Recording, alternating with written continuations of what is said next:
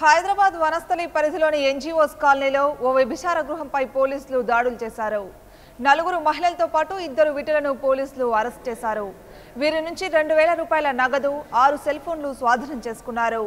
నిర్వాహకురాలు ఓ junior ఆర్టిస్టుగా పోలీసులు గుర్తించారు. గతంలో కూడా సదరు మహిళ పలుమార్లు పట్టుబట్టినట్లు తెలుస్తోంది.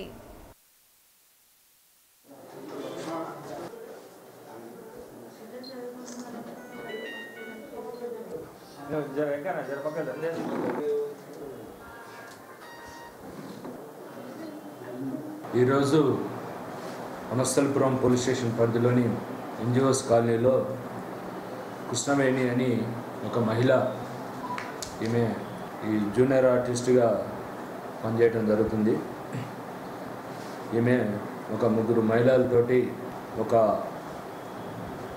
రెంటెడ్ హౌస్లో వ్యభిచారం నిర్వహిస్తున్నట్లు వచ్చిన సమాచారం మేరకు మా సిబ్బందితోటి అట్టి ఇంటిపై రైడ్ చేయగా ఆ 3 మహిళలతో పాటు వైదేహి నగర్ చెందిన రామకోటి రెడ్డి, తర్వాత చింతల సురేందర్ అనే 2 విటులను కూడా ఈ మహిళలతో పాటు